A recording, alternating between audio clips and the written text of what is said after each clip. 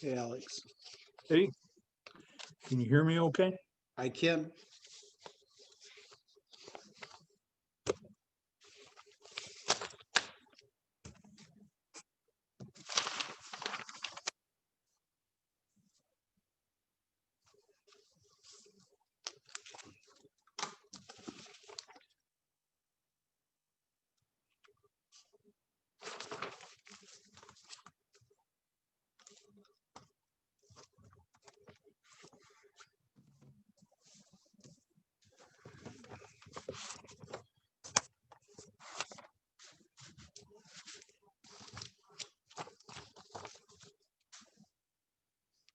I'm just going to look for something real quick.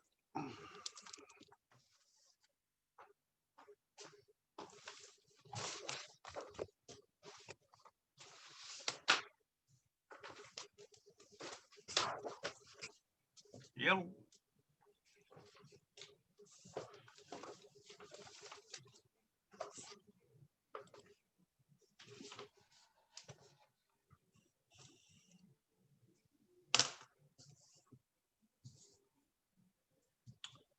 Hey, Denny, I can hear you, but I can't see you. Yeah, I know. And I got my camera on here, but I don't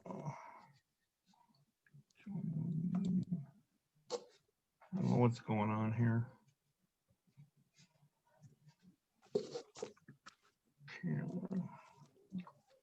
Yeah, my camera's on for me. There's Here, that. let me, I think I can hit a thing. You should. Yeah, I know it. I don't want to leave a meeting, no. Cancel. Host asks you to start your videos. Start my video. There I am. There's Julie. She's muted. She'll unmute. She's pausing him too. I can hear you guys good tonight. We'll just see how it works. Where Gail's coming in. How many trees did you have to cut down to print out all this today? No, you're the one that asked, right? I did, but I was like, oh my God, half a forest.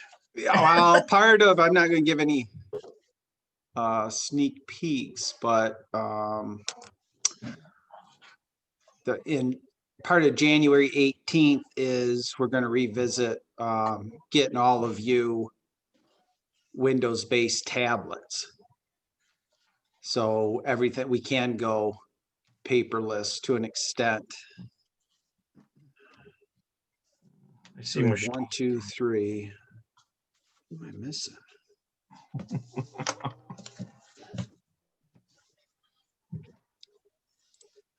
Ryan.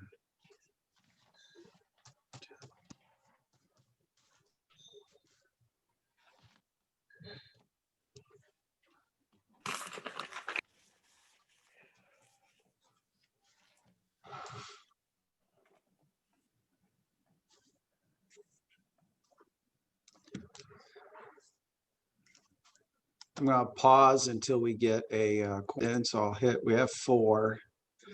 And I know Carl and Tim are scheduled to be here.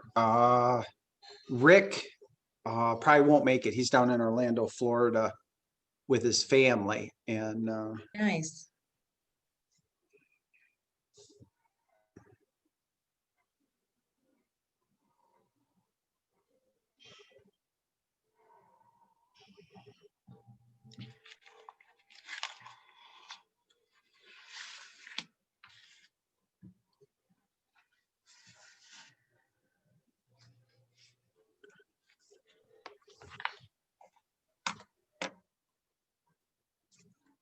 well,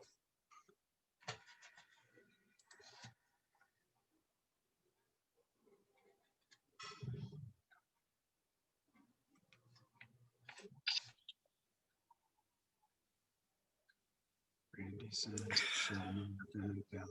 Hello. Hi, Randy. We see you. Hey, Randy. Randy comes in like a SWAT team and a no-knock warrant.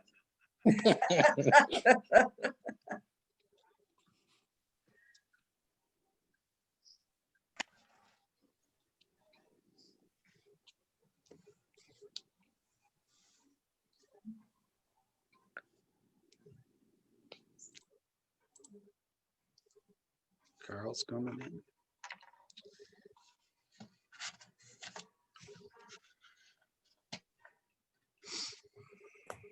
Alex, Yes. have they taken down the card lane yet? Sort of. We got all the lights and electrical cords and things out today. Cards are next, and then poles. Very good. Where are you going to store all that stuff? Some folks want their cards back. Ah. I'll take care of that, and the historic village has created space for us to store the rest. Good.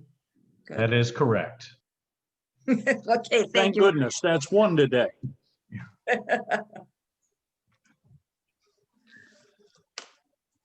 Well, I think it was very successful. I know I really enjoyed it. Thank you. Oh, yeah. Dana and I took a couple trips out there and we loved it. Yeah. I have Just really, I have 2 Tim Frisbees. yes, you do. Do you hear me, Tim? How is that possible? I'm gonna unmute this one. Go ahead and talk, Tim. Oh, Not, There oh, you there you go. here we go. Yeah, a little panic set in.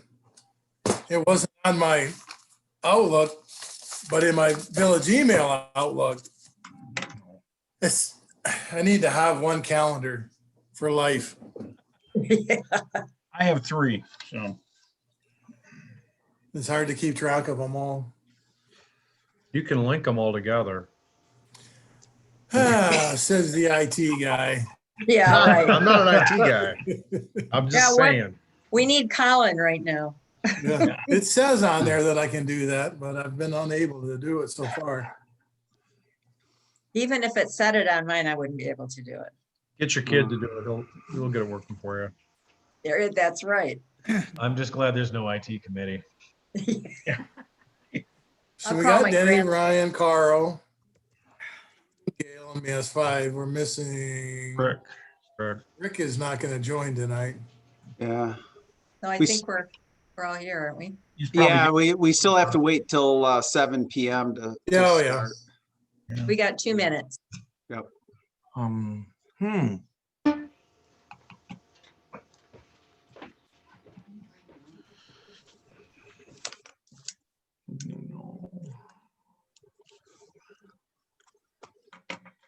Going to, No citizens chiming in.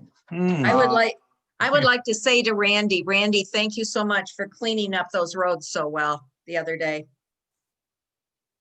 Even downtown was cleared by 6. I know, it was That fabulous. was great. okay, hold on one quick second, because I have, before this meeting starts, John raised his hand, so John Steers as a citizen, if he has you can Okay. hit, John, hit *6 if you want to real Yeah. quick say Well, I something. heard that there were no citizens, and I just wanted to remind you of the conversation we had and giving instructions to the citizens on how to properly participate in the meeting. Yeah, John, I remember our phone call well. Okay, thanks.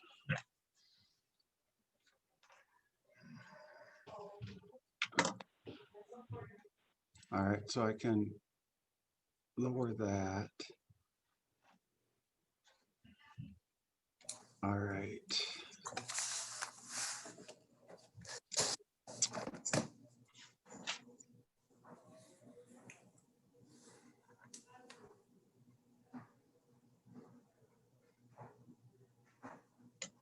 We're about 1 minute from 7 o'clock, and I don't know your guys' screens, but there are 2 non-panelists, one Mr. Steers and Miss Coney. I'll see. I see John, but I don't see Jackie. Yeah, Right. Jack. Yep, So I see them listed. just when we get, if anyone comes in, they both are aware what to hit. I practiced with Mr. Steers today, and I know Jackie is aware how to do it. And we have Jeff Ritzma, who is also aware how to raise the hand. So, and if, when we get to that section of public comments, I'll explain it at that time. But Mr. Frisbee, I have 7 o'clock. It is We'll 7 turn it o'clock over to you. indeed. So we'll call to order tonight's Village Council regular session meeting for Monday, January 4th. Take a moment to do the Pledge of Allegiance, or do we? Yep, give me just one quick second, Mr. Frisbee. I have it up. I just gotta jump over to it. So one quick second.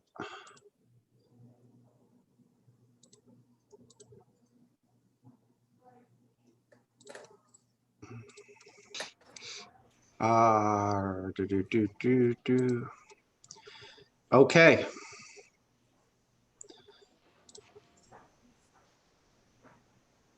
I pledge Pledge allegiance allegiance to the flag of the United States of America, To the republic for for which which it stands, stands one one nation, nation, under God, God, indivisible, indivisible, with liberty and liberty and justice. justice for for all. all. Getting better. Good job. one of these days, the year or 4. yes. Dear. I do have your agenda up too, so I can try to bring that up for you, Mr. Frisbee. Okay. We'll take a moment while you're doing that. And when you are ready, if we could take roll call, please. Okay. Yes, roll call for January 4th, 2021. Trustee Merrill, Here. Trustee Reister, Here, Trustee Keller, Here, Trustee Wagner, here, Trustee. Oh, did I get Trustee Wagner? yes. yes, Sorry about that. Trustee Olson, Here, President Frisbee, Here. and I believe Trustee Holmes is excused. Correct. Trustee Holmes is excused tonight. Well, we have a agenda in front of us for tonight's meeting. Everybody's had a chance to review it. Mr. Miller, were there any changes you wanted to make to that? Yes, on the agenda, we are going to delete item 10A. That application isn't complete yet. I anticipate it at the January 18th meeting. And we will add item 10E Edward. Or I'm sorry, no. We're adding item 11D David. And I've asked Alex Lee to provide a brief social media update. So that would be item 11D. I also, while I have, when we get to the approval of the general consent agenda, Trustee Olson pointed out one clarification under the regular meeting minutes. It is currently listed in the draft as 13% increase in fires, and it should be 13 structure fires total. So we'll delete the percentage sign and it'll be 13 structure fires total.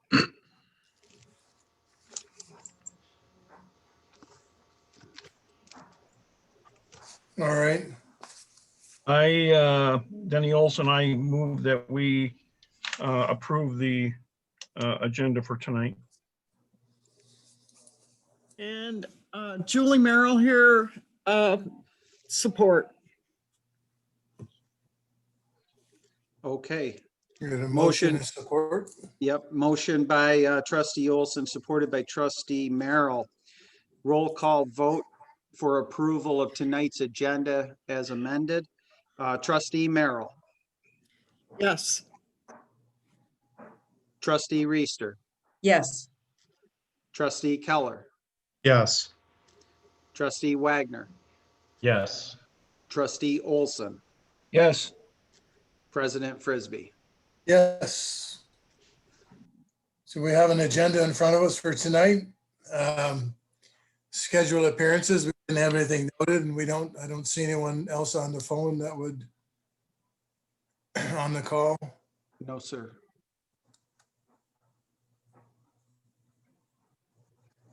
All right.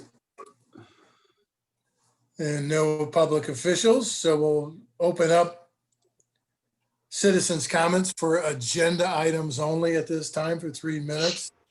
Okay, and If, this is, yeah, it's agenda items only, so I believe I'm showing 3 participants, Mr. Steers, Ms. Coney, Mr. Ritzma.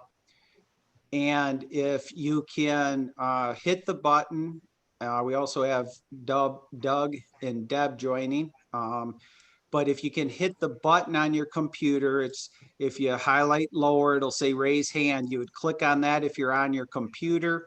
If you're on a phone, you would hit *9. And I'll pause to see who go ahead and raises their hand for 3 minutes of agenda item.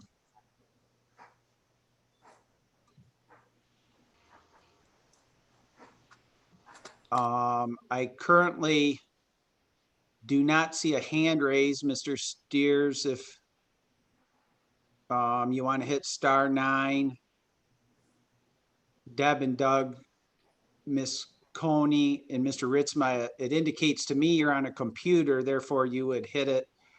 But I'm gonna make sure and confirm with Mr. Steers that he didn't have. So John, if you're hearing me, if you can hit *6.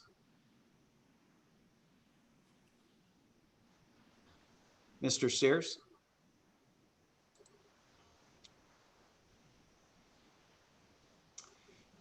Okay, I've sent a message directly. He has not raised a hand at *9, nor I have given him access to even speak, but I take it there isn't any. So I'll turn that back over. I'll bring back the agenda.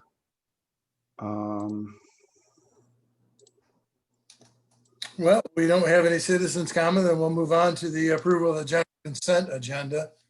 And it sounds that trustee Olson had caught a typo in it in regards to the fire authority. South County. Correct. So make that, Yeah.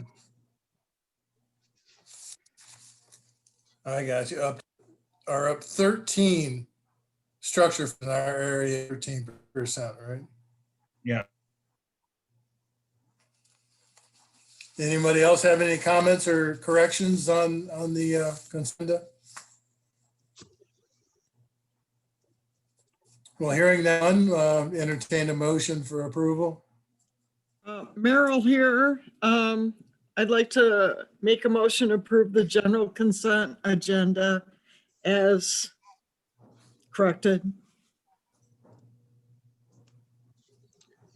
Okay, Merrill, on the motion for that, is there support? Reister, support. Reister for support. Roll call vote will be trustee Olson, Yes.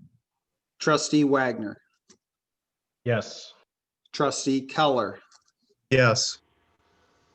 trustee Reister, Yes. trustee Merrill, Yes. President Frisbee. Yes, In President Frisbee, I'm going to try Mr. Steers again. I sent him a text and he's relogged on. So I believe we'll go back if okay for you to, on citizens on 3 minutes of agenda item. And Mr. Steers, if you can hear me, if you hit Nope. *6, I Looks did. like somebody, I'm here. I'm here. Can you hear me? We can hear Yes. you. Okay, thank you very much.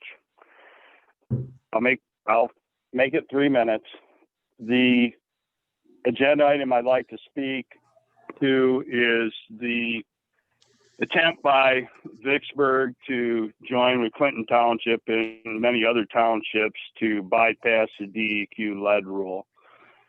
Quite some years ago, the village tried to bypass their own ability to pay for sewer hookups by blaming, with Alan Edwin Holmes, blaming one person in the village for subverting the hookups to the village, because basically they couldn't afford it.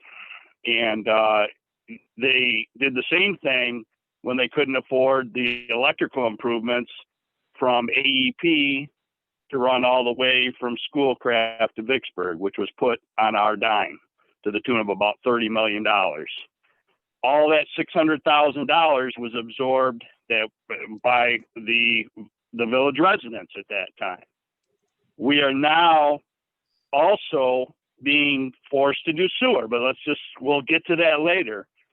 When you have an incident like we did a few years ago with the Flint lead pipe incident, where everybody knew what was going on there, everybody knew the dangers of lead, and everybody in this room right now knows the dangers of lead. I've been in the water business for years and years, decades. I know the dangers of lead. So when you go and have all these grandiose plans, or multi-million, $100 million, boy, we're just going to make the shiny city on the hill, but you don't want to go and pay to replace your lead pipes the way that you should and keep this drinking water safe. I'm sorry, but God's going to have something to say about that someday. And when you just go ahead and say, well, that's just going to mess up all of our plans to have these nice retirement communities. All of us have got a room down there at the mill, or we need a sewer over at our lake, or we need all these improvements to boost up our property values. God's going to say something about that. And so when you take this lead issue and just go ahead and say, oh, geez, we just can't afford it, so let's just go bury this under the ground, and we can't afford to have a brand new source. Let's have somebody else pay with it, or electricity, or to fix those lead pipes. Believe me, there will be a reckoning day for trying to pull the stuff that you're about to pull in this meeting. Thank you. Okay, thank you, Mr. Steers, and I'll wait till Jim, for the record, can you cite what his address is, please?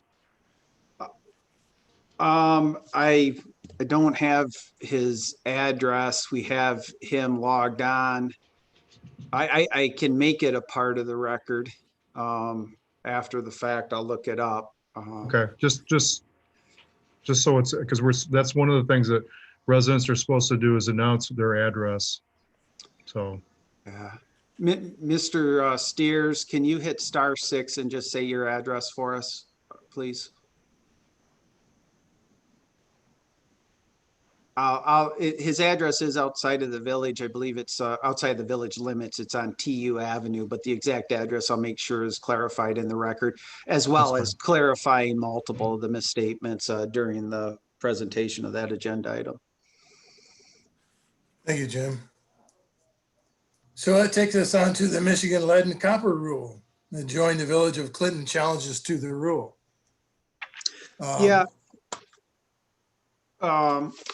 If I can, Mr. Frisbee, so the council knows the agenda item in front of it today is the village of Vicksburg, and I believe I know that I speak for the entire staff, as well as all 7 members of the council, of this issue involving lead pipes and delivering safe drinking water to our citizens and visitors. And our commitment is demonstrated in our actions in totality of just the last 6 months of what we have voluntarily done with the state of Michigan, as well as the oversight of water systems on Eagle and health departments, not even involving an issue of lead. The agenda item tonight involves a legal position that general law villages are facing. The state of Michigan has created legislation in the expectation that a general law village replaces 5% of the lead leads into private dwellings a year for the next 20 years to get to that 100% replacement. We don't have detailed records of the village's water system that go back as old as the water system goes. We have houses in this village that have been on a municipal water supply for in excess of 50 and 60 years. The issue is one of the law. The law as it's currently written has a municipality charged with the responsibility to replace the lead going into a private residence. We currently, general law villages currently do not have an easement that goes from the water line in the middle of the street inside someone's private dwelling. The owners of those houses have an expectation of privacy well established in the federal and state constitutions. We're not trying, the village of Clinton is the organizer of general law villages to have the legislation or judicial branch of government clarify this for us. No, I can speak on behalf of our village, and I believe I can speak on behalf of all general law villages.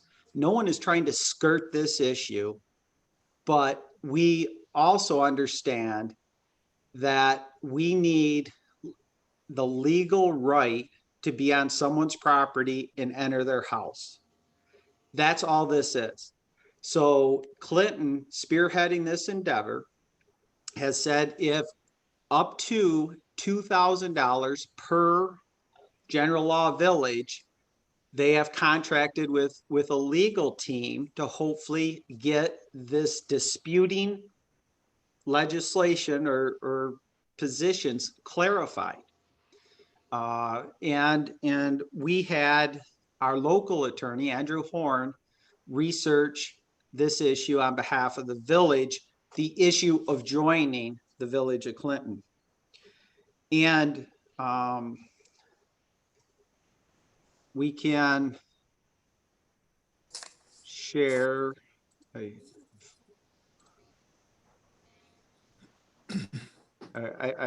I go slow on the share the screen because on a practice round, I hit the wrong button and shut down a whole meeting. So, on it, you know, and Andrew's memo is clear to us. The memo is in reference and response to certain correspondence dated November 30th, authored by and received from the village manager on behalf of the village of Clinton in Lenawee County. The village manager there provided a blanket mailing to each general law village in the state of Michigan seeking assistance or otherwise gauging the interest of each village in challenging Michigan's newly implemented lead and copper rule. And he talks about the $2,000. We wanted to look at two specific issues. One, whether the new rule negatively impacts the village and whether a basis exists for challenging the rule. And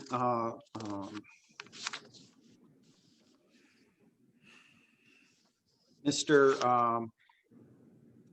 Horn has given us that and provided at the conclusion that it is a small investment of the village, the initial commitment of $2,000. It may save us considerable and significant amount of time, work, and funding in the end.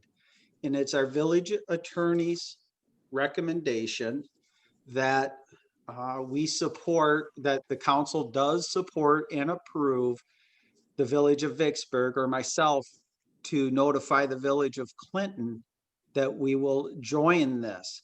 But I want to be absolutely clear, especially on a meeting in which someone alleges this village isn't going to do the right thing. It's not the case. This is a matter of why government's set up in its 3 separate branches, and we're going to need clarification in this new 2018 legislation that multiple municipal attorneys have advised general law villages the Constitution wouldn't allow us to unilaterally go in there simply based on the 2018 legislation. That's what this is to do. So I'll pause there and answer questions from the council. I have a comment, I think. Sure. Several years ago, we decided to replace the lead from the street into our house. And we were responsible for doing that and for paying for it. Yes. And so I can see where we are right now. We're kind of in this, and so I think that we need to do something like this for clarification. Because as I said, we paid for that. We had to agree to it and we had to pay for it. As I did too, on my home. Yeah, and that's absolutely correct. It would still be the case if someone needed to replace their sewer lead into their private house. That's a responsibility of the homeowner. Because it's our private property, correct? Correct.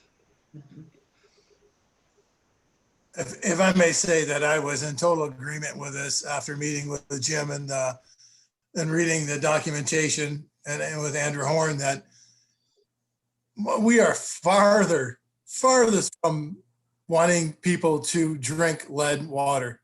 That is not this village's intent, nor our desire. I live here, I pay the taxes, I drink the water. I don't want to be poisoning myself, but I don't want to poison this community with undue burdensome legislation and laws that we don't understand, right? So it is conflicting. The state put out a law and based on a lot of emotion and a lot of people that got hurt, that conflicts with our general law. The 2 laws conflict with each other and we need the clarity. We can't sit here as a council and make law. We need to understand how those laws interact. And that's why we've asked Andrew Horn. What was my desire with Jim is to proceed with it. He wanted legal clarification. We got that from Andrew. We're going to team up as a body to hire some of the best lawyers, not to circumvent any obligation, but to understand what our obligation is. That's all this is. And that's why we're asking for the support of this council. I know this group on the call right now, we're all very proactive people. We don't want to wait till the state is, walking in here and saying you have to replace the entire village. We want to be proactive. What do we have responsibility for? What do we need to do? Let's plan, let's lay this thing out over the next 5 years and make it happen. So that's where we find ourselves today. Yeah, and I don't know, Tim, but Julie Merrill has electronically raised her hand and so has Ryan Wagner. Thank you. Okay, I was just gonna say, I don't know if Mr. Steers has access to page 2 of the memorandum. At the bottom paragraph of page 2, it talks about how the village is already doing tests. Water samples are taken and we are not currently exceeding the standard of today or the future right now. So that made me feel a lot more comfortable joining this thing to get clarity on the law. Like personally, Mr. Steers, I have a building and I think I may have old pipes. I don't know, but I said, well, what's it going to cost me? Might be $5 grand. I said, fine, I'll have to do that if I have it. But they do draw samples here in town and they come back negative so far. So I think, I don't know, I'm comfortable with this. Yeah, Thank and just one point before we get to Mr. Wagner, the communication that each of the council members has as an attorney-client, it was developed by the a village attorney for the village council's review under attorney-client privilege. Once we've used it, and I've talked to Mr. Steers today, I'm waiting for that answer.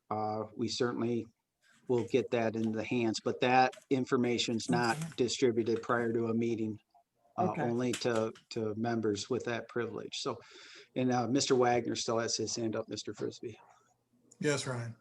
Yeah, just agreeing with the comments. I mean, we need the correct legal backing in order to fulfill our requirements to that legislation.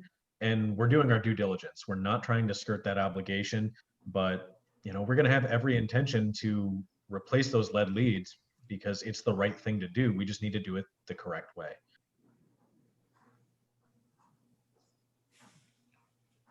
Thank you all. Any other comments or questions on it? It's I believe it's a relatively inexpensive cost on our part to better understand what is coming our way. In reference to the manganese, we weren't obligated to bring that out. There was nothing told us to look for it. We found it in our water sample and we shared it with the community. I mean, that's the right thing to do. That's who we are and that's how we run our village. So I take a lot of offense to the word bypass and circumvent and shirk our duties. I think that's the farthest thing from this group's mindset. We don't need to take action on that, but do you want a vote of recommendation or? Yeah, no, I'm requesting a vote of approval and support, and then we'll send the minutes of this meeting to the Village of Clinton for their record. If we can have a motion. Entertain them. Trustee Keller, so moved. Trustee Wagner, I support. Trustee Keller makes a motion to support and approve the Village of Vicksburg spending up to $2,000 to enter the agreement with the Village of Clinton with support from Trustee Wagner. Hearing no other comments, I'll take roll. Trustee Merrill. Yes. Trustee Reister. Yes. Trustee Keller. Yes. Trustee Wagner. Yes. Trustee Olson. Yes. President Frisbee. Yes, Okay. thank you. We'll get that going. I see we had discussed it on the last meeting, the request for the leases for the Angeles Crossing, the golf cart leases. Has everybody had an opportunity to look over those numbers and? Yeah, so the council's aware on this number. It's $92,645.76 per year. It's a 4-year lease with an option for either party to terminate it after 3 years. So in November of 2023 could be terminated. And be happy to answer any questions. So everyone is aware,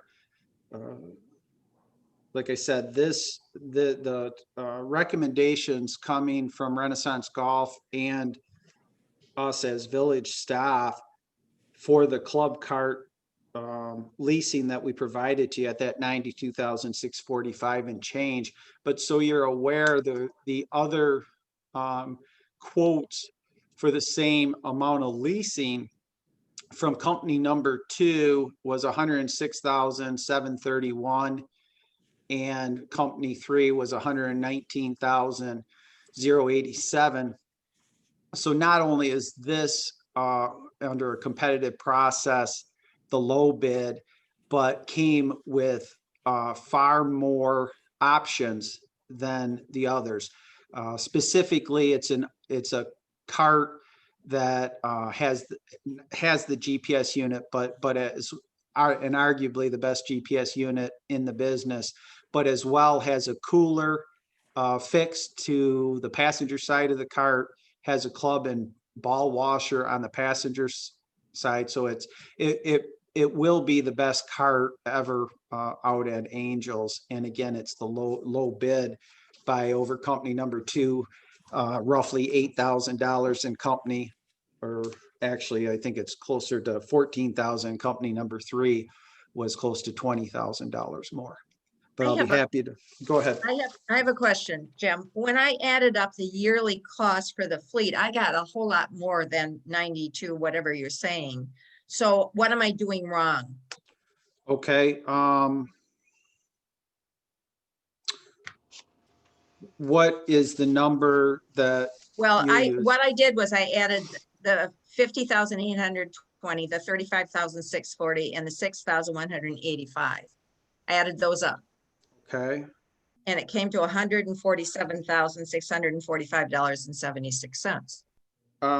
I think you probably hit 2 of the numbers twice, but let's 50,820 plus the 35,640 plus the 6,185.76. Yeah, Yep, and I'm getting that total to be $92,645.76. but the good thing that I've never been in the banking business.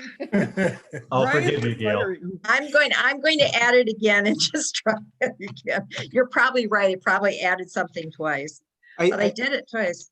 Yeah, I think it's important to note too as well for the GPS units, we had previously submitted a grant and was awarded that grant yeah. partially. So on the GPS units, the first year of the lease, that grant will pay 100% of those costs. In the subsequent years, it'll pay 50% of the cost. So the actual out of fund golf fund revenue will be less. And I see Mr. Wagner's hand raised.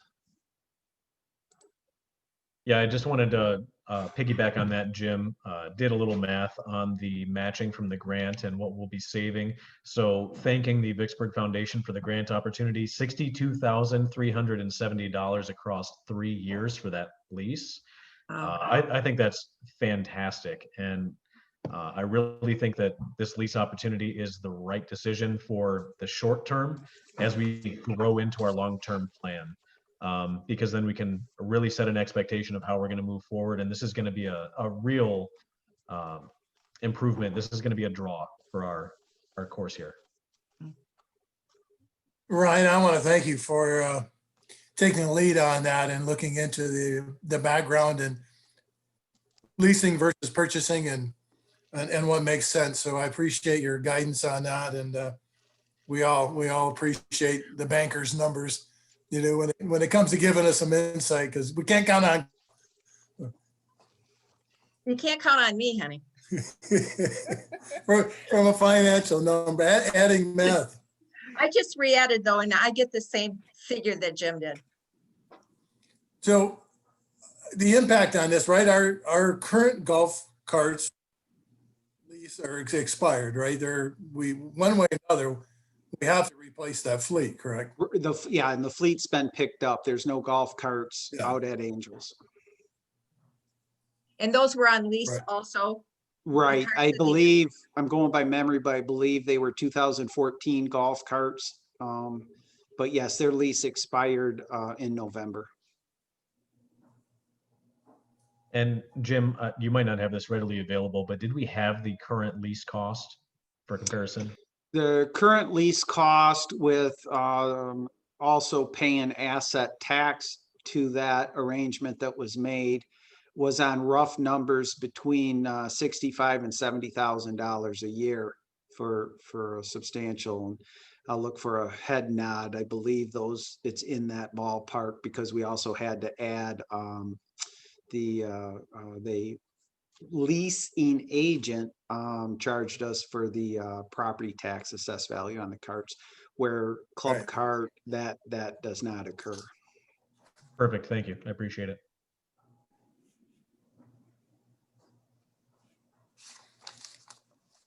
I think it's the right thing to do to enter into this, and that's Ryan said, I'm not a big golfer, but there's certain things that really draw the golfing community here, and I believe, one, we need to have golf carts, and two, the quality of these golf carts are phenomenal, and I think it's going to be a big draw, and it'll take this golf course to the next level for sure.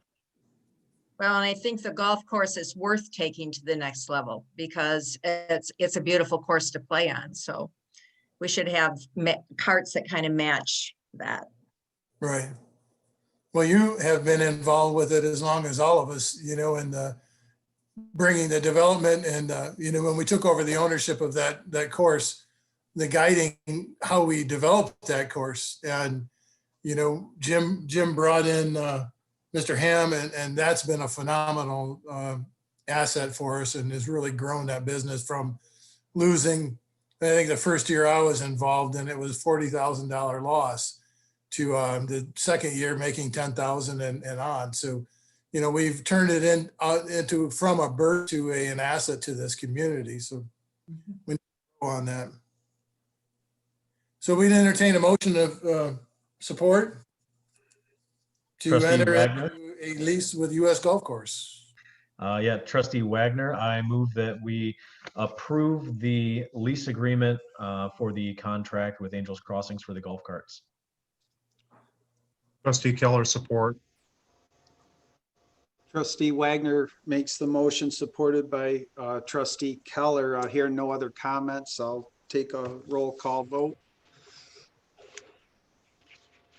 Trustee Olson, Yes. trustee Wagner, Yes. trustee Keller, Yes. trustee Reister, Yes. trustee Merrill, Yes. President Frisbee. Yes, Okay, thank you. Motion passes. motion passed. So we have 10D as the fire authority audit. And hopefully everybody's had a chance to review their audit and 2021 draft budget. I know Denny is probably really close to it, and I would just reach out to Denny to start some conversation on it. Well, basically, it's about the same budget as for this last year. There's slight variations on it, but basically it's about the same. There's just a slight increase, I believe, in the budget. I think that South County Fire Authority has done a magnificent job of keeping costs in check and making sure that our firefighters are supplied with the equipment that they need to run it for, effectively. So I would openly support approval of the fire authority budget this next year. Any other comment or discussion on it?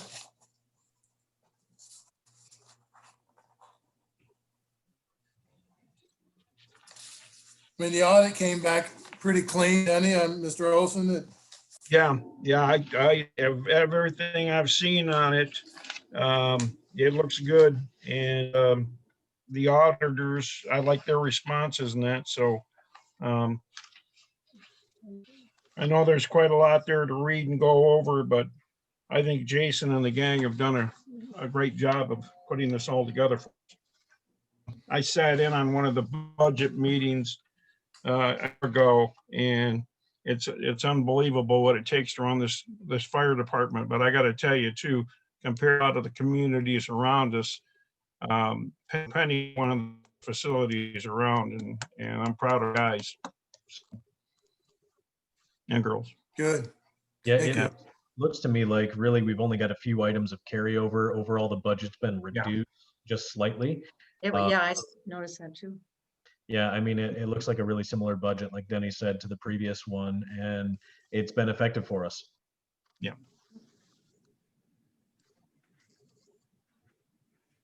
Well, with that comments of support and no objection, I'd entertain a motion to approve the audit and proposed draft budget.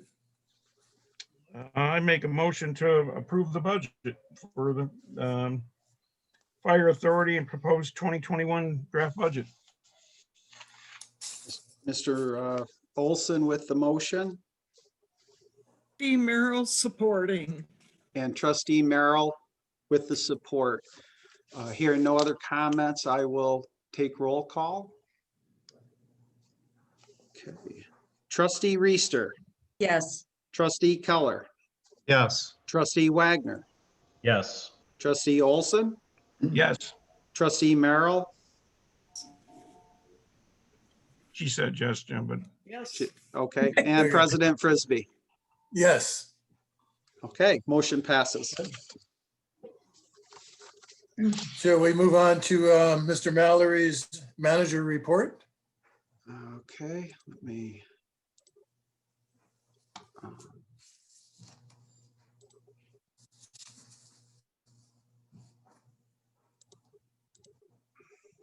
Just getting a shared screen again ready here. And one thing I think it's important to have, and this is during what we have going on in the village the last few months, truly starts in late August. You know, I'll speak on behalf of Michelle. She's going to give a presentation at the next meeting, but I think that now that she's 3 years into it, my busy time as a village manager really begins now and starts really ramping up as we approach the presentation of the budget in June. And then it's kind of set up where I can take a deep breath because I'm passing that busy baton to the treasurer for tax collections, doing all kinds of journal entries and proper accounting procedures that get us in a position for our financial team, both internally and with Siegfried Crandall, to begin our financial statements and prepping for audits. With Aaron Stevens' team then comes in October, and it's something that our public and truly maybe even percentage of the staff doesn't see the burden that's placed on the treasurer by numerous requests of verification for the previous year's actions. So these past 6 months, that's all been on the treasurer's plate, and I can't escape her giving me this baton as we create this yearly cycle again. So I'll take the time first to thank Michelle. We'll save the formal presentation for January 18th, when we'll have Aaron Stevens giving the audit presentation. We'll have Steve Breyer participating as well as staff, talk a deeper dive. But I felt it was a time before then. First, I'll give you the good news. The audit is comment free. It is going to add to the village in a substantial amount, our best year to date, but those details will come in two weeks. You know, and I keep on the same themes. I'm a person who tries to develop a plan by using the talents of a team we put together. And in talking to a couple council members tonight, I love being questions and ideas and input from the council. I think the more people involved in a team with input's great, and what we've got going can only be built on. But really, I'm not going to be shy on how proud I am of the internal team we've been able to put together in these financial positions. And what parallels being able to be involved in that is when you have a police chief, progressive like Chief Sanderson, you have someone who can handle all the other duties. In Alex Lee, everything from putting something on a website to community meetings to digging holes for Christmas Card Lane, to Randy Skippers and his crew. And we heard this meeting start out with unsolicited, or it's just before the meeting started, unsolicited comments on what that crew does. And it takes a lot of what some smaller village managers might have to deal with, and we can really focus in. And some of the principles that are ingrained in me is anytime that a established culture is impacted by an edict to improve.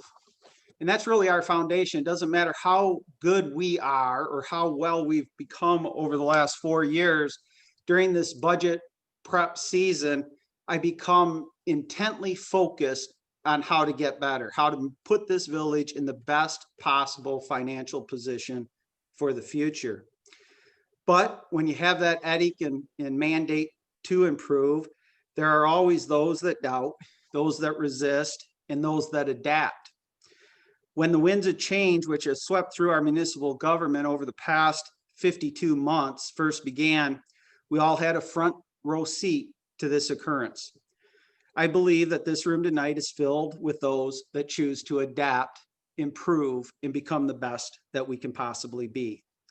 Those that choose to recognize the potential of the village of Vicksburg, and those that were willing to roll up their sleeves and commit to operating a municipal government based on best practices. And for that, I thank all 11 on the panelist, and I thank all the police officers that carry out Chief Sanderson's mission, as well as Randy Skipper's crew of only 3, but how committed they are. From my heart, I thank all of them. As a municipal manager, my second theme always is, I understand it's not my job nor your expectation that I am liked by everyone. Instead, I am charged with the expectation and responsibility to make decisions that puts our village first, and that I provide this council with information and data so that the majority can set the policy that we as staff are charged with executing. It's also my firm devotion that we will operate a government with an unwavering foundation of unimpeachable integrity and absolute transparency to all. And I believe that we've honored that. In this year alone, we put our meetings via Zoom recorded on YouTube within 48 hours for all to look at and all to see. We provide our citizens with 2 opportunities to speak in front of the council, both on agenda items and non-agenda items, totaling 6 minutes each. Though we've accomplished our goal a couple years ago of lowering the millage rate, it remains my firm advice and recommendation that we need to continue on the path that was started 4 fiscal years ago. We cannot return to the recent times of taking on projects that are too big in scope, not realistic in accomplishments, and created a financial mathematics that make no sense. We cannot return to an era that has subunits of government taking actions that have negative and at times dire consequences to the expectations and goals of the village council. We cannot return to an era that has our village engaging in practices that were not proper in performance that fell far short of basic municipal government. It is my belief that this village council, the current subunits of government, and our public are beginning to understand what can be accomplished when a municipality of our size operates under the best practice model of municipal government. Each of you have been provided with the Michigan Municipal League statement contained in the General Law Village Officials Handbook. And I quote it: "The incurring of debt by a municipality should be considered amongst the most serious of all courses of action available to a village council." End the quotes. I'm proud of the fact that we have not in the past 4 fiscal years budget, nor did we present in this one any general fund debt obligation to this council. To continue on that journey we've charted the past 4 fiscal years, it's vital we continue to invest in the village. We invest the village revenues wisely to ensure that each dollar that is entrusted to us withstands scrutiny, is ultra transparent, and has been provided an opportunity to reflect the wishes and desires of the majority of our citizens and visitors, predominantly citizens, and then in turn, this council. What I did is, and I'll show, is I think also, we live in an era, I don't want to jump into some personal beliefs, but that talks cheap. And you have a lot of oratorical people that use vernacular that would stun an audience, but it's delivering the results. So I started to dive in with the help of the financial team to what are the results of our performance since 2016, and to look at where not only our internal audits, but also the state provides the Michigan Community Financial Dashboard. And at the conclusion of this brief presentation, I'll put that site up and show the public where they can go. And it's for all municipalities, counties, townships, and villages. But we wanted to take a snapshot of 2015 to 2019. Now, I know the results that will include 2020, but we'll dive into that next week with a lot more detail that'll show you the performance measurements of how the village is moving. But the state looks at 6 key financial areas for a municipality's health. So the first is your general fund health. And now this ranking is, there's 100 percentile points in any data set. And we're specifically looking at villages in the state of Michigan. Currently, there's about 253. But so this doesn't look at townships, doesn't compare us. It compares us apples to villages. In our general fund health, as rated by the state of Michigan in 2015, was in the 14th percentile. In percentile, you want to be high. High is good. In the past 5 years, we've moved that to the 68th percentile, or we've improved our general fund health by 54%. On that, now how do we rank on those 53 villages? Because if everyone's improving, or it could. So we want to take a look at your baseline. And I explain later why some of these numbers are a few villages off, but the data had 249 villages during this time period ranking their general fund health. Again, in 2009, we ranked 216 out of 249 villages. We stayed disciplined to the plan we created, and we have improved 136 positions and are currently, as of June 30th, 2019, in the 80th spot out of those 249. Now, I know sitting here, and I'm going to still save the surprise, but you'll see next week, we'll only concentrate how we've moved from 2019 to 2020, as well as demonstrating how that compounds by sticking to the plan. And then we'll carry it out a few years. I don't know what other municipalities are doing. I just know how our money, if we stick to the plan, will compute. And if I can move this out, I get used to my second screen here. If someone has a comment, question, as we go, certainly raise their hand. There's 5 sets of slides is all. But the second would be your fund ratio percentage. So it's and I'm going to show you real quick, because we didn't want to dive in the weeds, what defines a general fund ratio percentile. But again, at June 30th of 2016, we were in the 11th percentile. There was 89% of villages that operated in a better financial area than Vicksburg. We've moved that up 41% to the 52nd. So we're in the top half, but that's not our goal. Our goal is to be the top. But we are in those short years at the 52nd percentile. Comparing to the other villages, again, we were 225 out of 253 on general fund ratio ranking. And at the end of June 30th of 19, we were 118 out of 253. So an improvement over 107 other villages across the state. The general fund cash ratio. this is our cash position. So a quick way to look at this is, I don't improve the village's cash position much if I save $10 and turn around and spend $9.90 of that savings the next year. So that's a quick way to how to formulate this. But we've moved from the 18th percentile, or the lower 1/5, up to the 86th percentile, the top echelon.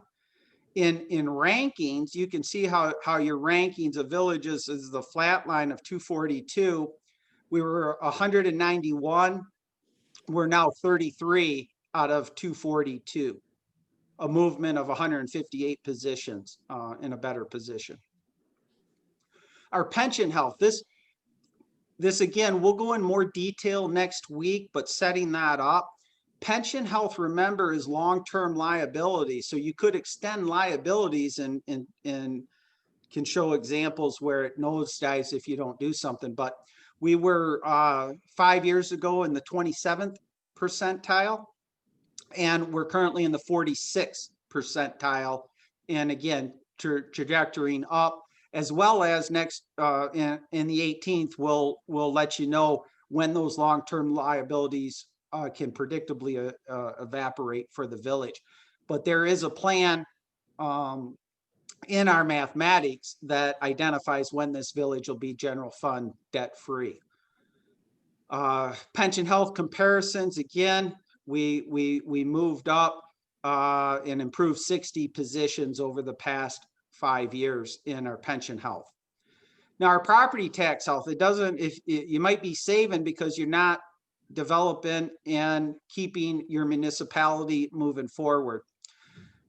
In areas of growth for municipality specifically, we can look at since 2000, really January of 2017, since that time period, we had an abandoned car lot that used to be Cole Chrome's, redeveloped into the R&R Event Center and Michelle's Restaurant.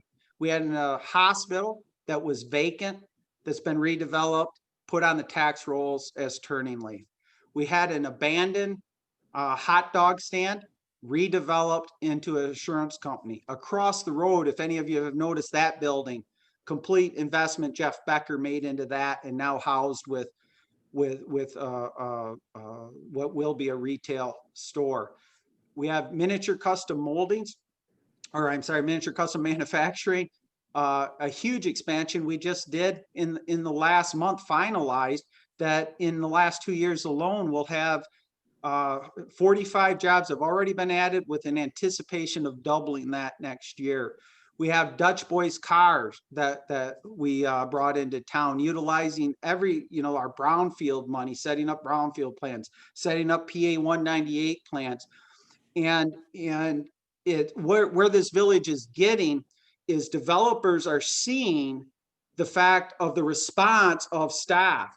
We can turn around on a Dutch Boy situation, when a Mr. Jamie Clark calls, and within a week have an entire team ready to put that in place. So, but the point of tax health is we're going up as well. We've improved 3 positions on percentile rankings, and we've improved 8 positions on a comparison marking.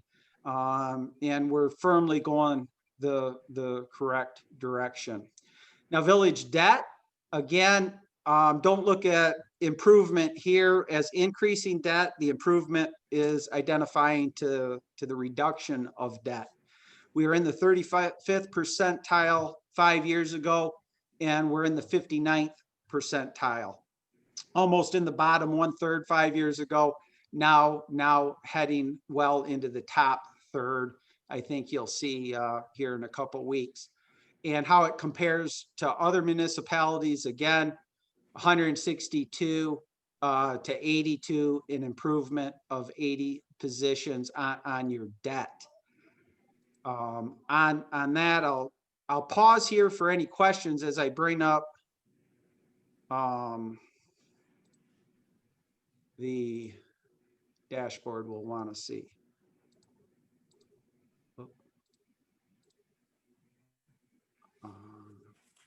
All right, I'm going to share. So the state of Michigan has, anyone can search it, the Michigan Community Financial Dashboard. And it'll highlight right here. You'll have all your little boxes of, I put it on villages. This is the year 2019. We'll click on the village of Vicksburg. So we have Village of Vicksburg. This is right on the state's website, kind of a transparency center that they came up with. They've looked at the last 10 years of data. I will tell you that if I went back to 2010, most of these, you'll see the village was in the lower, it was in the 3 percentile. So, I mean, it was, what wasn't a proud moment. But we could just look at your cash by the state. And I have it loaded on another page if it takes time here. All right, so here's the, under that, it's your fund balance per capita, fund balance unrestricted, and we can look at how you want these numbers all going up. So in 2010, you know, it's in 27 versus over 500, and those are in tens of thousands of dollars. So, but your track line on everything, and you can see how flatline the village was from 2010 to 2014. Small blips in 2015.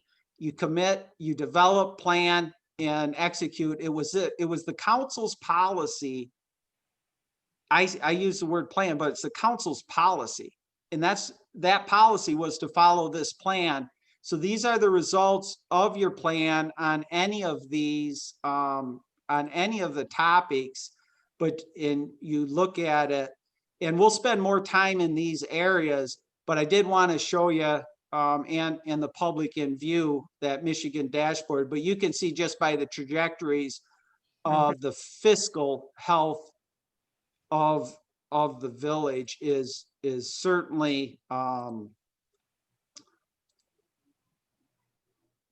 certainly, let me stop it there, is certainly going in the correct direction. I said I'd give you just a brief snapshot and a little teaser leading up to more detailed, because we have a work session at 6 o'clock on the 18th as well as 7 o'clock. But I believe the results of the execution of the plan are panning out to what we have been saying would happen the last 4 years. And we'll get into detail of the furtherance of the plan we're recommending to the council, both in capital investments the village makes, as well as prepping the next fiscal year. And I'll pause there for questions or comments.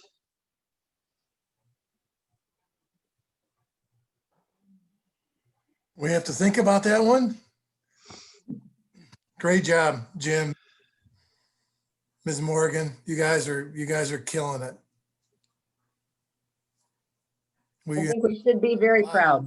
Yeah, we entrust a lot of you all, and you're definitely making us.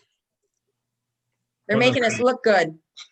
One of the core responsibilities we have is to be good financial stewards and fiduciaries to our constituents and these members of the village, and you are knocking that out of the park. And that's from a banker, so. Yeah. Well, yeah, take that with a grain of salt.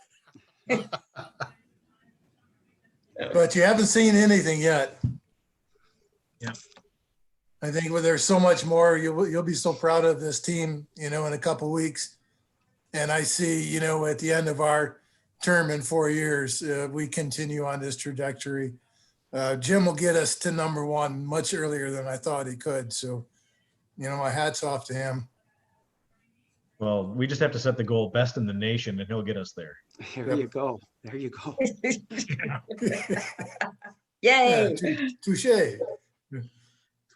All right. Any other questions? I didn't, like I say, that's a little bit of a teaser for when we really get in depth next, especially at the work session with a half hour focused on that audit and an additional half hour if need be on our capital recommendations. Seeing no hands or that, Mr. Frisbee, if I move to the pole barn building for Please do. DPW. And we just wanted to update, this was part of the budget presentation. We had set aside about $225,000 to construct a needed 6,000 square foot pole barn for DPW. Some variables, we took initial samplings or quotes on building it. And one of the factors at the time of the budget presentation that I was unaware of is the cost of materials to construct any type of building right now. That we're anticipating, what's going on this month is we're getting fresh quotes. So by the end of the month, we'll have multiple fresh quotes to construct the building. I anticipate staff recommending the company to execute that at the first meeting in February. One of the topics we'll talk about in the capital recommendations that I have at our next meeting involves fully funding this construction with cash on hand, which I know that we will have. So that I just didn't want you to think we've set it aside or wait until the last minute. We wanted to, once we knew what those quotes were going to be, I made the decision to delay this till the month of January when we knew our cash position a lot more, but I'll be happy to answer any questions on, excuse me, on that pole barn building. Well, if anybody's been building a house or pouring a driveway or involved with construction at all, they know exactly the cost during this COVID for materials have absolutely skyrocketed. So I don't think any of us, probably other than Mr. Skippers, would say, you know, okay, take your time. And they're well aware of it. So it's yeah, moving in a positive direction. I want to make sure if there was another question. Okay. On the grant opportunity for our businesses, the $40,000, I just wanted to update everyone. I have received 7 grant applications so far. I will be spending this week and next week making personal contact with each of the business owners that are eligible and haven't already indicated to me that they aren't putting in for a grant, which I just think, believe I mentioned at the last meeting, but I just really think goes to the heart of the character of the business community in our town that 4 of those business owners spoke how their business is doing well and wanted to see that money spread out to the others. But I'll be making those contacts, and then we will be on pace to give staff recommendations for council approval on January 18th and cutting the checks on the 19th that are approved. Any questions? Yeah, Jim, are we in line to exhaust the grant opportunities with the current applications? Yeah, that's how we had it structured. I'm anticipating at the end of the day, anywhere from 13 to 15 businesses filling the application out.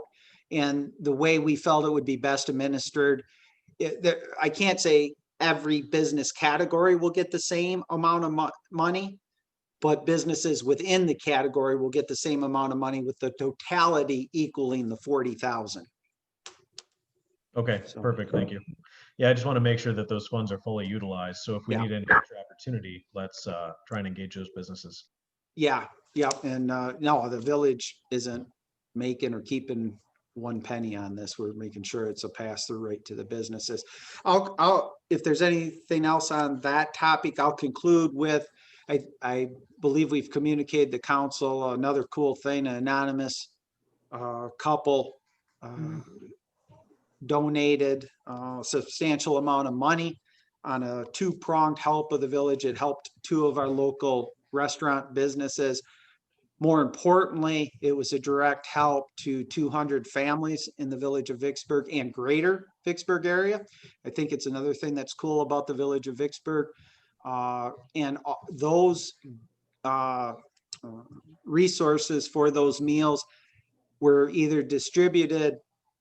Big thank you goes out to Chief McMillan and the South County Fire Authority. He sent 2 rigs and 4 or 5 staff members to help. They took a portion of it. Chief Sanderson and his team took a portion, and Randy Skippers took another portion. And what wasn't able to get directly delivered hand to hand, the office staff, Denise Harold, and Diane Gilligan, mailed direct to the individual. In coming back to the village today, I think there's 10 or 11 additional ones that will get into the hands of those in need by the end of this week. So I wanted to fill the council in with that. And what I'd like to do is, like I mentioned earlier, really, Alex, I talked about Michelle and everyone, but tough to develop a line bar graph on what Alex Lee does. But I'm here telling you, what he does is everything we ask him to do and more. Which is a huge lift off my shoulders. And just on the social media website, the futuristic thinking, and truly what I admire most about Alex, and what really motivated me to get him to join this team, was his sincere passion to serve people, and that's all people. Doesn't matter where they land on the bar graph of life. So with that, I'm going to softball toss it over to Mr. Lee with a big thank you. Thank you, Jim. Very briefly, our Vicksburg Facebook page is currently at 3,876 followers. For perspective, in January of 2019, we were at 2,248 followers. We had a very good December, in part to the story that Jim just mentioned of a Good Samaritan couple providing 200 meals for folks in need and seniors, and providing those meals through 2 of our local restaurants. That post went viral and reached over 30,000 viewers. So in the month of December, we reached almost 43,000 people, and we gained 125 new followers. I've also been working closely with Chief Sanderson on the Vicksburg Police page. That page currently has 2,246 followers, and in January of 2019, they were at 1,582. All of our new followers have been organic, as opposed to having been recruited through paid means. We continue to build the pages under the guiding principle that people like hearing and sharing good news about where they live. We continue to provide important factual information, good news, and educational information. I continue to provide ideas and focus to the staff, including reminding them often to focus on the 30 positive comments as opposed to the 1 negative, and also to be appropriate in responses when required, in an effort to avoid building threads that serve as an avenue for nothing more than airing grievances. That effort also includes timely and helpful responses to people who reach out to us via messaging. We are also building in a manner that avoids intellectual property infringements, and with an understanding of equal access requirement parameters. I truly believe we're growing strongly, positively, and appropriately, and I'm available to answer any questions you have. Well, that was easy. It's just like what Jim. Almost easy. I had to. You know that. I'm assuming those numbers are like Jim presented financially. The more the viral part, the numbers goes up, that's a good thing, right? That's a very good thing. That Okay. that means people are taking the message that they receive as followers and sharing it with other folks. And when those folks comment, we reach out and invite them to follow our page, and we have a very good return rate on those offers. On a practical sense, how I've been able to use that is in the last 2 months. For the past 2 months, I've been in discussion with different developers about investing in the village, and they're both from outside the village. So kind of what I said earlier, a lot of people can talk a good game. I've left both of them on multiple occasions and said, go to our Facebook page, the Village of Vicksburg, and go back. You can go back 2-3 years and look at the comments from citizens who live here. Look at that, will tell you, I'm not making it up. It's their own words. And I encourage all of you, if you have access to Facebook, to do the same thing on the village's page and just go take some time and go back through the last 24 months and look at the comments that our citizens make. And it is, it's a tool that we use in ways I didn't even know we would. And for me, Tim, the number really is, at one point in January 2019, it had 2,400 members subscribed to it. And Alex has it headed in a way almost double, I think 3,900 and some, but that's 500 more than even live in the Village of Vicksburg. So it's people who might have lived here connected. So, but that's one way I practically use it as a business development to say, hey, look, this is the community you would invest in. Look what they talk about their business community. Look at what they talk about their government, and unfortunately, we live in a society, especially in social media, that tends to be very critical and negative and unfounded. Well, it's cool that the, goodwill of this community took off like it did. So to Alex's point, things excite everybody, right? Good comments, good news is ultimately what we really want to hear. That's right. It's really wonderful to have so many positive things happening, because we've got so much negative around us that it's wonderful to hear about the positive things. Like this couple who has donated all of that just out of kindness and love for the community. I think it says something about our community. It really does. I was just thrilled to hear about that. Yep. Yeah, I feel that Alex certainly brings the integrity and sincerity to Jim's comment to the table. That's something that's really effective in our communication and our marketing. We can get to all the accolades during our trustees' time. So I'm beat. I want to end this. So we've got we've got time for citizens' comments on non-agenda items. So okay, let me switch over to the attendees. So if you have comments for non-agenda items, if you're on a computer, if you can go to the bottom of the Zoom platform, there'll be an icon with a yellow hand that says raised hand. You would click on that. And if you are on a phone calling in, you would hit *9 to raise your hand. So I'll pause here to see if any hands are being raised. And I know Jackie and Jeff, Jackie, if you are still on the call and can hear me, if you can just raise your hand so I know I'm being heard. Okay, Jackie did just raise her hand, so can you hear us, Jackie? Yeah, I was just raising my hand to let you know that I was on, but I don't have anything to say. Thanks. Okay, thank you.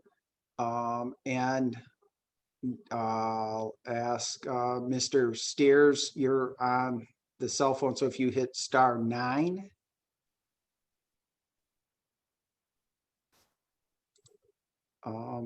or even if you want to hit *6 if you want to say something.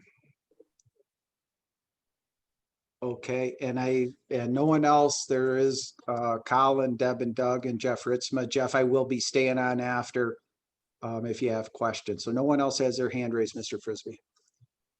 Okay, well, I'll move on to trustees time, and we'll start with Mr. Keller. Just Happy New Year, everybody, and look forward to our meeting on the 18th to hear more of Jim's surprises. I can tell he's busting at the seams to really do a deep dive into the numbers. And Alex, I also appreciate everything you've done, and the rest of the staff. You've all worked very hard. Yep. Mr. Wagner? Yeah, thank you, Tim. Really, the first thing I want to highlight is a successful grant partnership between the Historical Society and the Vicksburg Community Foundation. For anyone who went through the Christmas card lane in the village, you might have noticed some new wayfinding signs. There are some black metal poles with some informational placards inside those. They're complete with some QR codes that link directly to the newly revamped website. So I just wanted to say, thank you to both of those organizations for improving the historic village grounds, adding value to the visitors there. And I think it's another demonstration of a great partnership in our community.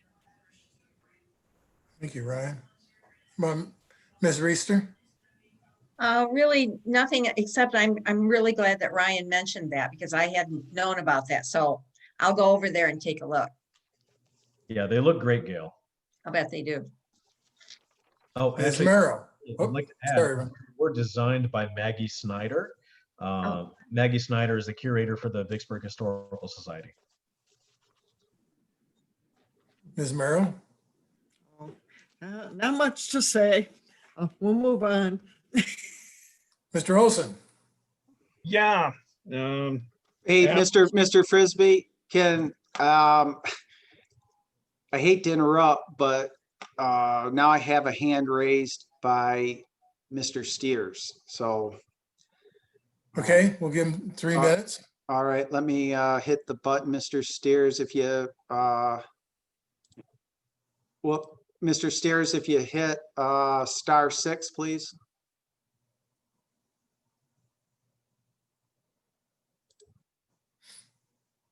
You're gonna have to hit *6 and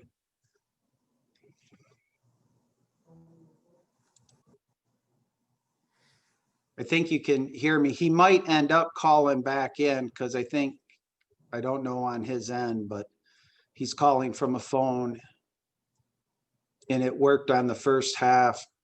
I don't know if he realizes he's muted. He might,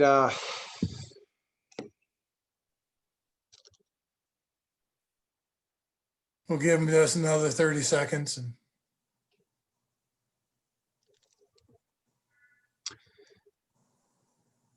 I'll try calling the cell phone number.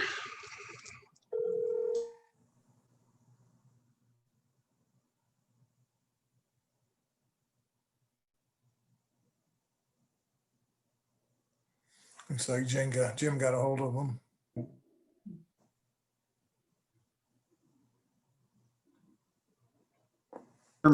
I'll confirm Mr. Frisbee can hear you. Okay, John? All right, thank you very much. Okay, just say Yes. test 1, 2, 3, and then we'll see if they hear you, John. Test 1, 2, 3. Test Yes. 1, 2, 3. Yep, they're all nodding their heads. So for non-agenda items, why don't you go ahead for the 3 minutes? And Alex is the one that's timing. Okay, I'm starting now. Reason why I'm calling is that our South County Sewer and Water Authority meetings, which Vicksburg is a part of, and part of also the surveying is going along Sprinkle Road to get their poop out of town. These meetings have been canceled for the last 4 months, while discussions have been going on with Portage and every other entity that is going to need to get your poop out of town through our neighborhood. And we are not being allowed to have discussions with Vicksburg or Brady or Pavilion or any of the entities involved. If you have all this money and you're so fiscally solvent, I would really encourage for you to pay for your own pipe going right past our houses, make it a forced main one. And when it comes to the Allen Edwood development up on Sprinkle Road in Pavilion Township, have them just hook up by themselves, because we do not want to pay to get your poop out of town. If you got enough money to go ahead and make your improvements in that line that you undersized many years ago, and that is keeping you from developing your town and keeping you from getting the poop out of your town, I suggest you pay for it. Or talk to us and encourage us that we will never be a part of your system. We don't care for the village of Vicksburg, and you can sit there in terms of your financial, all your dreams and aspirations. We've seen you folks do this for the last 3 or 4 years. $30 million from the state. That helps a lot. $30 million from the AEP that we had to pay for to make the electrical improvements to get you folks over there, to get a decent system. We do not want to pay for what you need to make that village grow. And leave us alone in Brady Township. Leave us alone in Pavilion Township. And if you want to build a 15-inch pipe all the way to Portage to get your poop out of town, go ahead. But to sit there and have you guys beat your chest and pat yourself on the back and say, well, we're such great, transparent people, when the lady just at this meeting referenced a document that you said, well, it's attorney-client privilege. Don't give us this bull. Meet with us tomorrow and tell us that you will never, ever not only annex us, but tax us for this pipe project that we do not need, we do not want, and that we will not stand for. Thank you. Okay, Jed, I'm gonna click off my cell phone with you, okay? I guess he clicked off with me. Yeah, no, that's perfect timing. So as it was, where was I left at with Mr. Olson? Penny. Yeah, hi. I want to thank Alex, Michelle, Randy, Scott. You guys do great jobs. Can't run the village without you. Randy, I want you to consider yourself top priority. You guys are getting your new pole barn years before we get our new village hall. So that shows you how important you guys are to us. So thank you for the great job. Yeah. Hey, this is, we're all new in a webinar. Now I have Colin's hand raised. What does he want? I don't know who Colin is, but Yeah, I'm gonna Colin start, Bailey. I'm hitting the allow to talk. Hi, Colin, everyone. Mr. Colin. Jim and council members, is Mr. Steers aware of the village boundaries? Oh, I do know he knows that he does not live in the village of Vicksburg, that he lives in Brady Township. Does he know that sewer system that he's talking about on Sprinkle Road is not within the village limits? I'm unclear what pipes I he's guess actually talking about. My point is that I've listened to quite a few of these meetings and been a part of a few of them, and I think that it might be best to get him a map.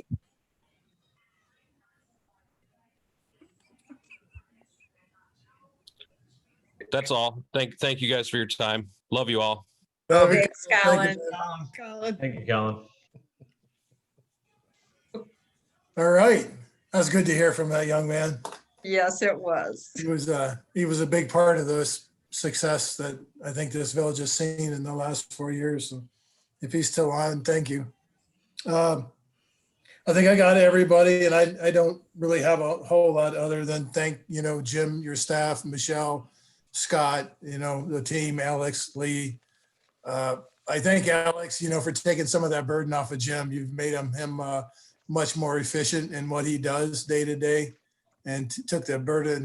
He probably loves the social media aspect of it, but he knew what was right for himself and for this community, and to get you involved and have you take that lead. So everybody appreciates the entire staff and what you guys have accomplished, and we just give you a lot of thanks for that. Thank you. So if that was it, I'll end this meeting tonight, call the meeting adjourned. Thank you all for your time. Oh, real quick, I see everybody got the committee assignments, and I got some comments back from some of you, and we'll discuss that further, but I think it looks pretty good the way we have it laid out. So I look forward to 2021. Hey, Tim, real quick, Yes. in regards to that, I will make sure that I reach out to Katz and make sure they're aware that Denny's going to be taking over as primary, and Denny, when they have their meeting, I'll sit in and kind of hand it off to you. That's what was done for me when I took over. So just sorry, I just want to throw it up to you real quick. So Absolutely. And that you brought to my mind that on January 26th, there is a South County sewer and water awesome. meeting. So I will forward that on to you, sir. I know they meet in the middle of the morning, early at 9:30 in the morning. 9:30 on a Tuesday. It just dawned on me, that we're a lot of working people here in the middle of the day. Things kind of interrupt and difficult, but there are alternates, to the assigned committeemen. So I would just ask that if you know that you're going to have a busy day, you're going to have difficulties attending, that you reach out to your alternate, 24 hours in advance, and try to work something out. At the very least, if that's not working out, please let me know. And I'll make sure that I'm on the call, as a backup to all of us. So appreciate your efforts and time tonight, everyone. Thank you very much. This meeting's adjourned. Okay. And we'll stay on for you, Jeff. My memories, Mom. Yes. Introduced her.